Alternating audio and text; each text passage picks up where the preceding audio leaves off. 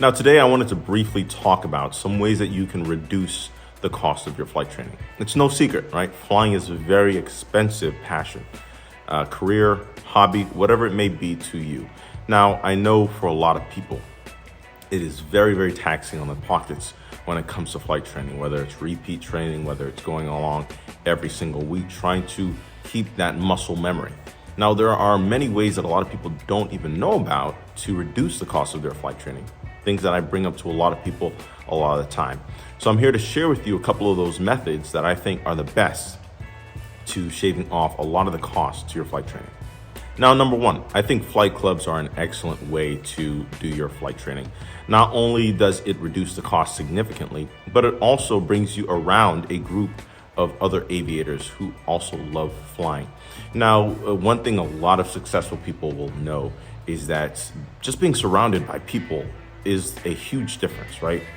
And that can be the difference of success versus failure, right? Surrounding yourself with other fellow aviators to encourage you along that journey. Now, flight clubs are super, depending on where you live, it can be super cost efficient. Now, what scares a lot of people is the initiation fee, right? A lot of flight clubs, I've seen upwards of $5,000 just to get into a flight club. But once you get into that flight club, the costs are significantly cheaper than renting out of a school or a program that may be a little bit tougher to come by when it comes to scheduling, availability, and even costs. Now, the club that I'm in, the cost to entry was about $700, right? And that's relatively low on the cost when it comes to flight clubs. That brought me into a great community of other aviators who loved flying, and I loved the atmosphere in there at my club. Now, it also came with the benefit of reduced costs. Now, I was looking at paying about $100 an hour takt time, which is a ticker that we go by in the plane that goes per hour. Now, the takt time is different from the hops time. A lot of people go by the hops time, which is a tenth of an hour, whereas the takt time goes based off of the engine RPMs. So if you're sitting with lower RPMs, you're not burning any time at all, right? That's on the ground, taxiing. It's only when you're flying when you're really being billed. And that was the benefit. I was only paying takt time per the hour. And then it also came with fuel, so it was wet. And I really, really enjoyed the cost reductions that came with that. Now, I know wherever you're living inside the United States, whether you're abroad, I think you can find something as well, whether it's a club or an organization that helps with shared ownership costs. Now, second, right, I think a lot of people don't consider chair flying, right? I think chair flying is huge. A lot of people, they skip over it whenever their flight instructor says, hey, chair fly before you go flying the next time, get that muscle memory intact. And then what happens is they disregard it. They say, hey, chair flying is just, it's silly. I'm sitting with my eyes closed in my chair trying to pretend like I'm flying. What am I talking about? When in reality, chair flying can help save you a lot of money, because with flying, it's all about the muscle memory. A lot of flight schools, they recommend that you fly once a week.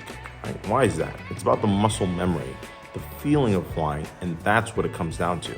Now, what happens is if you skip a lesson or a lesson gets canceled because of weather or anything like that, what will happen is that muscle memory will go away, and then what you'll do is spend the next lesson relearning the maneuvers, relearning the procedures that you had to memorize before. So that's why I say chair flying is the best method when it comes to flying, because you're going through that routine habit of memorizing all the procedures, the maneuvers that you need for your exam. All right, that can save you a lot of overhead costs where it comes to retraining in the long run. Eventually, you're going to have to build hours, right? Especially that gap between your instrument and your commercial. You're going to have to build that 50 hours of cross-country time.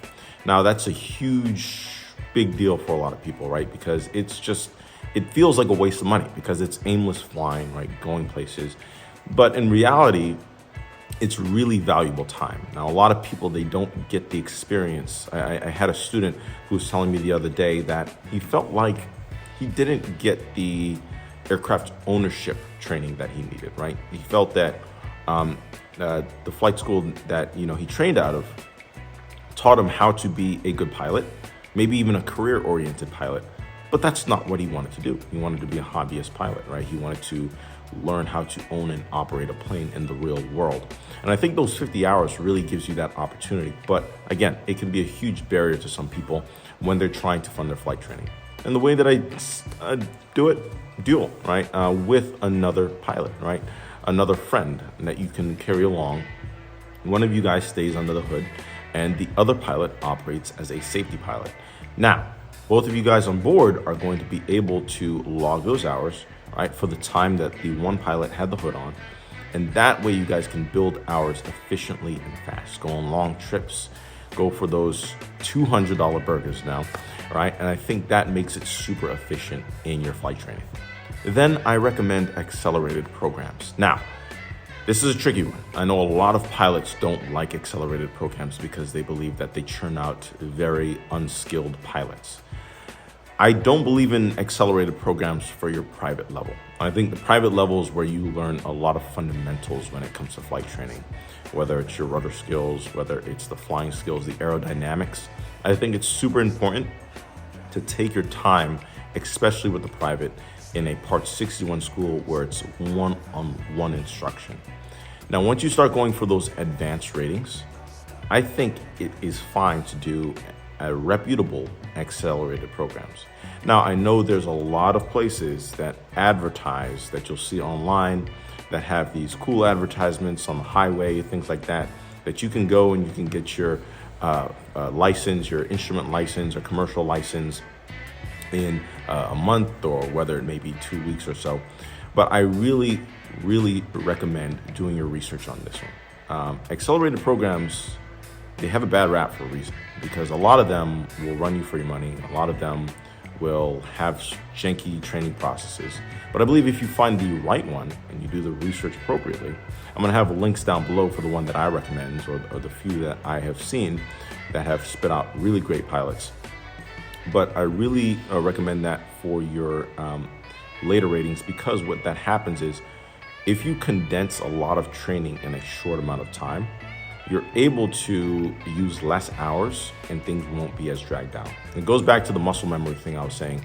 A lot of it relies on the muscle memory and the pilot, right? That's why people who fly once every other week finish a lot slower and then spend more money than those who fly 2-3 times a week, right? Because they're able to keep that muscle memory and get it done more efficiently.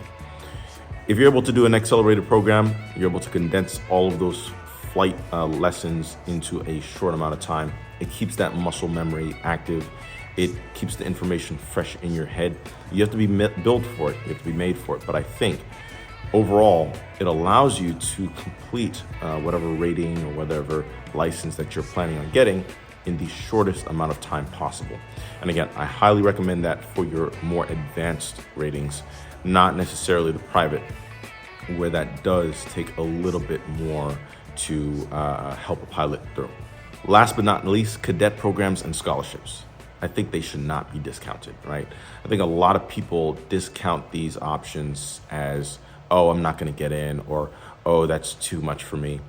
But with the cadet programs, they're from the airlines, right? And a lot of them are actually offering to pay for your training, at least part of it, right? And I think a lot of people should look at them and explore. I'm gonna put some links down below to some cadet programs that I think are really interesting that I think you guys should look at. Because, you know, a lot of aviators, they look on the other side and they say, hey, I go into this cadet program and I go from 0 to hero, right? 0 hours to CFI. But now I have to guarantee that airline a few years of my life when it comes to being a captain, and that may not be advantageous in the hiring situation that we're in right now. But if you are in a circumstance where that is the best option, I think go ahead and take it, right? You are going into an airline, you are doing your interview up front. They already know you're building those networks and connections within that airline. So I think that's one of the best ways to go about it, right? Because you're immediately shaking hands with the right people, getting training straight from the source, and they can reimburse and fund part or maybe whole of your training. And then it comes to scholarships too, right? And that also ties in between, because a lot of these airlines are offering scholarships. I'm going to list some resources down below for some aviation scholarships that you guys can check out. I think the statistics showed either it was 50 or 80% of scholarships go unapplied for, because a lot of them are, really in the weeds. A lot of people don't know about them, or a lot of people just don't go for them because they feel like they won't get it. Now, that's not the mentality to have, especially in aviation. There's a lot of scholarship opportunities out there that I think you as a pilot can go for, just to fund at least part and sometimes all of your training.